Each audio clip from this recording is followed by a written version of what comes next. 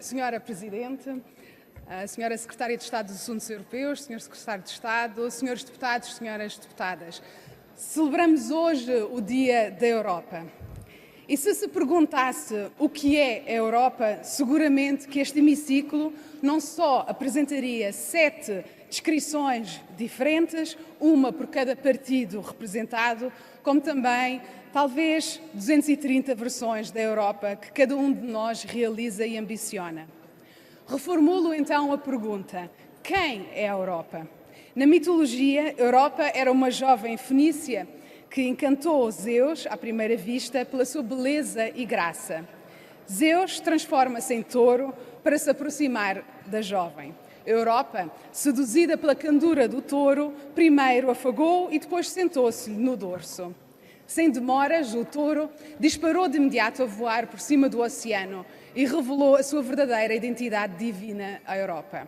Este, senhores deputados, é o mito do rapto ou da sedução da Europa, que levou a que o nosso continente ganhasse o seu nome. E há muitas formas hoje de interpretar esse mito, mas há uma em que estaremos certamente todos de acordo: a importância para o futuro de Portugal do próximo quadro financeiro plurianual da União. Senhores deputados, o PSD acompanha a necessidade de responder proativamente aos novos desafios que se colocam à União. Também não somos imunes à restrição orçamental que representa a saída do Reino Unido. Contudo, neste primeiro esboço da Comissão, retiram-se verbas dos Estados e das regiões mais pobres da União para realocar essas verbas às novas áreas que mais beneficiam os Estados-membros mais ricos. O PSD já afirmou: estamos ao lado dos interesses de Portugal e não aceitamos cortes na política de coesão e na política agrícola comum. O Comissário para o Orçamento reagiu às críticas sobre a proposta de orçamento da Comissão, dizendo: as críticas significam que estou certo. Não, Sr. Comissário Oettinger, não está certo. É a negação do princípio elementar da União, a solidariedade entre os povos e entre os Estados.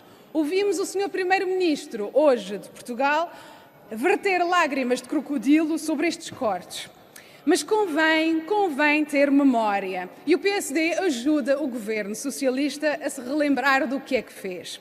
No governo anterior, Portugal foi precursor na dinamização do grupo dos Amigos da Coesão. Unia 15 principais beneficiários desta política. Na sua ânsia cega de fazer tábua rasa também neste domínio, o atual governo esqueceu e ignorou os Amigos da Coesão. E agora vemos a consequência, senhores deputados. A Comissão Europeia sacrifica em primeiro lugar logo a política de coesão.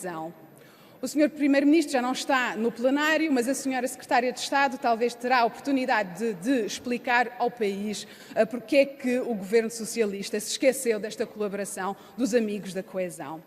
Mas para o PSD, a Europa é muito mais do que a soma de todos os fundos comunitários. É um fator identitário, é um fator político e é um fator cultural.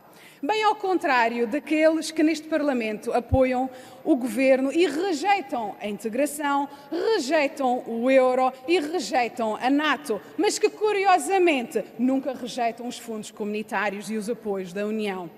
Portugal e os portugueses merecem e nós exigimos um governo que seja ambicioso na política europeia, que não exprima timidez ou vergonha ao abordar a integração europeia neste Parlamento.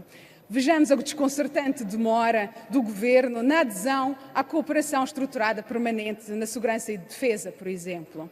Senhores deputados, no meio de todas as derivas populistas na Europa, existem, resistem e persistem europeístas que conseguem demonstrar que os cidadãos não estão inevitavelmente condenados a escolher essas derivas.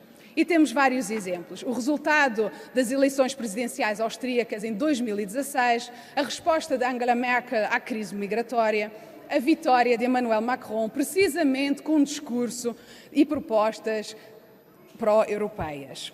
Para terminar, gostava de relembrar que a Europa enfrentou desde os seus primeiros dias tensões que testaram a nossa resiliência e a nossa capacidade de transformação, tal e qual a Europa, a jovem fenícia do nosso mito fundador.